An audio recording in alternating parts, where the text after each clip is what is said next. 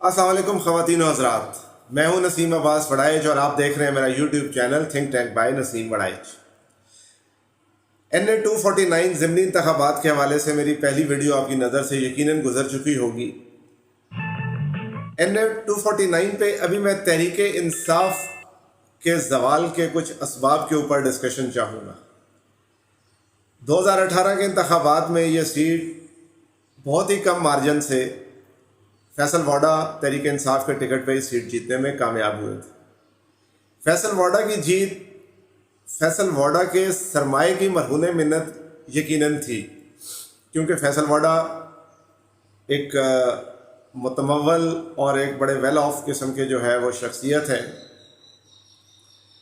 تو یہ ممکن ہے کہ 2018 میں ان کے پیسے نے بھی، اس چمک نے بھی ان کی جیت میں کوئی کردار ادا کیا ہو، لیکن حکومتی پارٹی جو وفاق میں بیٹھی ہوئی ہو اور اس کو ضمنی انتخاب میں عبرتناک قسم کی شکست ہو، یعنی کہ وہ 5ویں 6 نمبر پہ چلے جائے، یہ یقیناً تحریک انصاف کے لیے ایک لمحہ فکریہ ضرور ہے۔ قطع نظر اس بات سے کہ یہاں ٹرن آؤٹ کتنا کم رہا، کیونکہ ٹرن آؤٹ جو ہے وہ کسی ایک سیاسی جماعت کا تو یقیناً کم نہیں رہا ہوگا۔ ہم یہ تو ایزیوم نہیں کر سکتے کہ تحریک انصاف کا ووٹر جو ہے وہ گرمی اور روزے کی وجہ یا کرونا کی وجہ سے باہر نہیں نکلا اور باقی پارٹیوں کے نکل آئے۔ تو کرونا، رمضان اور گرمی، یہ فیکٹر تو سب کے لیے برابر تھے، لہٰذا یہ ایک لیم ایکسکیوز ہوگا۔ ہاں، ٹرن آؤٹ کم ہونے کا سبب معلوم کرنا پڑے گا۔ اگر رمضان ہی جو ہے وہ ٹرن آؤٹ کم ہونے کا سبب ہے، کرونا یا گرمی ہی ہے، تو اس کا مطلب ہے کہ پاکستان میں جو انتخابات گرمیوں میں ہوتے رہے ان میں ٹرن آؤٹ زیادہ کیوں ہوتا تھا۔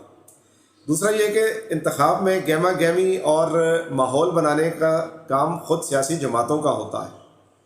سندھ میں یقیناً پیپلز پارٹی کی حکومت ہے، ان کو یقیناً یہ کوئی ایج حاصل ہوگا، لیکن اگر بات یہ کریں کہ تحریک انصاف کارکردگی کی وجہ سے ہاری ہے، تو اگلا سوال یقیناً یہ آتا ہے کہ پیپلز پارٹی کی کارکردگی کے بارے میں بھی ناقدین کچھ اچھی رائے نہیں رکھتے۔ تیسری طرف جو ہے وہ نون لیگ کا رونا ہے۔ نون لیگ اور خصوصاً مریم نواز کی ایک سائیکی ڈیولپ ہو چکی ہوئی ہے۔ شاید ان کو مسلسل جھوٹ بول کر یہ یقین ہو چکا ہوا ہے کہ پاکستان کے رجسٹرڈ 5.5 کروڑ جو ووٹر ہیں وہ تمام کے تمام نون لیگ کے ہیں، اس لیے جب بھی ان 5.5 کروڑ میں سے 2-4 ووٹ بھی اگر کہیں جاتے ہیں تو وہ دھاندلی ہی ہوتی ہے۔ نون لیگ کو اس نرگسیت سے بھی باہر آنا پڑے گا۔ اس ملک میں سیاسی جماعتیں ایک حقیقت ہیں اور سب کا ایک ووٹ بینک موجود ہے۔ بے شک آپ کہہ سکتے ہیں کہ 2018 میں عمران خان کی جیت اسٹیبلشمنٹ کی مرہون منت ہے، لیکن 2013 میں 78 لاکھ ووٹ بھی اسی جماعت نے حاصل کیے تھے، اور ایک سیٹ سے 78 لاکھ تک ووٹ لینے کے بعد ٹرینڈ بھی شو ہو رہا تھا۔ گزشتہ 2-4 ماہ میں جو ضمنی انتخابات ہوئے اس میں گرچہ تحریک انصاف کی نے اپنی نوشہرہ کی ایک جیتی ہوئی سیٹ ہاری، اور اس کے بعد یہ NA 249 میں اپنی جیتی ہوئی سیٹ ہاری، لیکن باقی تمام میں تحریک انصاف اپنا ووٹ بینک نہ صرف یہ کہ مینٹین کرتی نظر آئی، بلکہ اس ووٹ بینک میں اضافہ بھی ہوا، ٹرن آؤٹ میں بھی اضافہ ہوا، اور جیت کے مارجن کو بھی تحریک انصاف نے کم کیا، یعنی کہ جن سیٹوں سے 2018 میں تحریک انصاف ہاری تھی، 2021 کے ضمنی انتخابات میں اس جیت کے مارجن کو کم کرنے میں بھی تحریک انصاف کامیاب رہی، یعنی کہ وہاں اپنا ووٹ بینک انکریز کر پائی۔ لیکن NA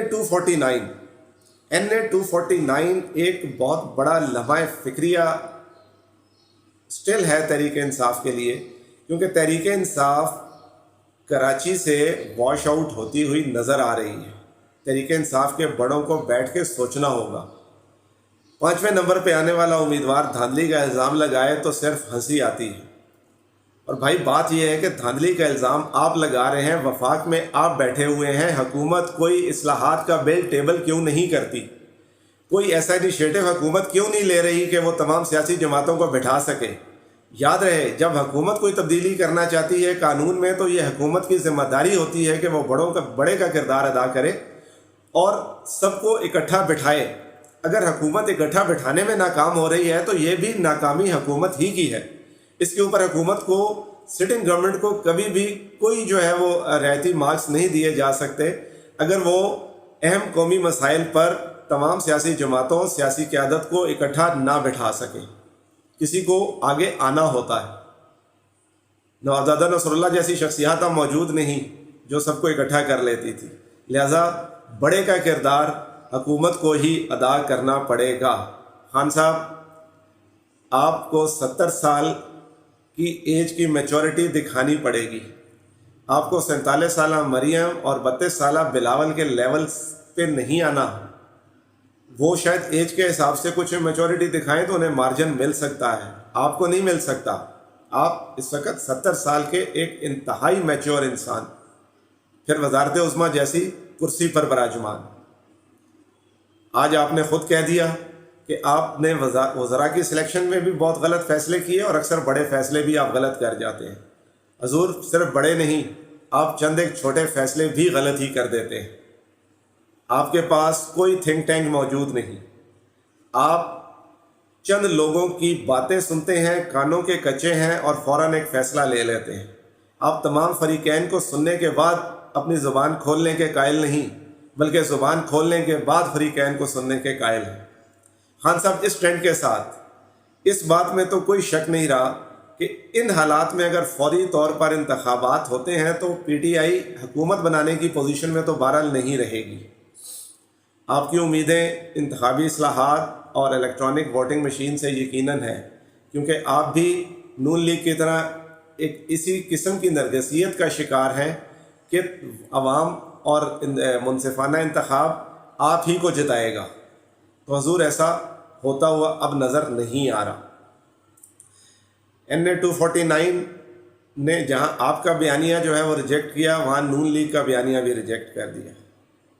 سٹنگ گورنمنٹ کی حیثیت سے پیپلز پارٹی کچھ وعدوں کی بنیاد پہ یقیناً ووٹ لینے میں کامیاب ہوئی ہوگی، لیکن تینوں بڑی جماعتیں مل کر بھی عوام کو اس حلقے میں پولنگ اسٹیشن تک لانے میں ناکام رہی ہیں. یہ سب سے بڑا لمحہ فکریہ ہے.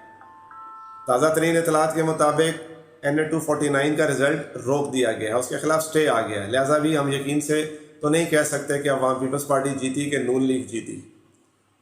رزلٹ کچھ بھی ہو سکتا ہے، مفتاح اسماعیل کی فتح کا اعلان بھی ہو سکتا. پھر یہی کہوں گا، قطع نظر اس سے کہ یہ فتح کس کی ہے، بنیادی طور پہ یہ تمام سیاسی جماعتوں کی اجتماعی شکست ہے، کیونکہ 80% عوام نے بہرحال اس نظام اور تمام جو امیدوار سامنے موجود تھے ان کو ریجیکٹ کر دیا ہوا ہے. کیا وقت آ نہیں گیا کہ جمہوریت کی صحیح اسپرٹ کے مطابق ہم ایک ایسا نظام لائیں جس میں کم از کم ٹرن آؤٹ جو ہے وہ 70-80% کسی حلقے کا ہو تو ہم اس کو جو ہے وہ جینون مانیں. کب تک ہم 15-16 ہزار ووٹوں والوں کو جو ہے وہ ونر ڈکلیئر کر کے شادیانے بجاتے رہیں گے، جبکہ یہ رونے کا مقام ہے. اگر آئندہ عام انتخابات میں بھی ٹرن آؤٹ کی یہ سچویشن رہی، ہماری تمام تر سیاسی جماعتیں، چاہے وہ سٹنگ گورنمنٹ ہو سندھ میں، سٹنگ گورنمنٹ وفاق میں، سٹنگ گورنمنٹ کسی اور صوبے کی، وہ ہارنے کے بعد دھاندلی کا الزام لگائے اور ہر جماعت بار بار دھاندلی کا الزام لگائے، تو یہ بات تو اب اسٹیبلش ہو گئی ہے کہ ہمارا انتخابی نظام جو ہے، انتخابی ڈھانچہ مکمل طور پر فلاپ ہو چکا ہے. اب جب یہ مکمل طور پہ فلاپ ہو چکا ہے تو اب یہ کس کی ذمہ داری ہے کہ اس کو ٹھیک کرے؟ حضور، اگر تمام سیاسی جماعتوں کا اس سسٹم پر اعتبار نہیں تو ہم عوام کا اعتبار کہاں سے آئے گا؟ اور جب ہمارا اعتبار بھی نہیں ہوگا تو دنیا ہمارے اس نظام کے تحت بننے والی کسی بھی حکومت کو کریڈیبل کیسے مانے گی؟ اور جو حکومتیں کریڈیبل نہیں ہوتی وہ گلوبلی بھی بلیک میل ہوتی ہیں اور انٹرنلی بھی بلیک میل ہوتی ہیں. سیاسی جماعتوں کو جاگنا ہوگا، بالغ نظری کا ثبوت دینا ہوگا اور انتخابی اصلاحات کے کسی ایک ایجنڈے پر متفق ہونا پڑے گا، ورنہ NA 249 کی طرح اگر اکثریت نے ہر حلقے میں تمام امیدواروں کو مسترد کر دیا تو کیا کریڈیبلٹی اس نظام کی رہ جائے گی؟ کیا یہ بات پھر ثابت نہیں ہو رہی کہ ہمارا نظام فلاپ ہو چکا ہے، یہ گلا سڑا نظام ہے، اس کی تبدیلی کا وقت آ چکا ہو؟ نظام کی تبدیلی کا وقت آ چکا۔ نظام کی تبدیلی کے لیے آواز اٹھائیں، اپنے امیدواروں، اپنی سیاسی جماعتوں کو پریشرائز کریں کہ اگر وہ یہ نظام نہیں بدلتے تو آپ پولنگ اسٹیشنوں پر نہیں جائیں گے، آپ آئندہ پولنگ اسٹیشن پر نہیں جائیں گے اگر یہ نظام نہیں بدلتے۔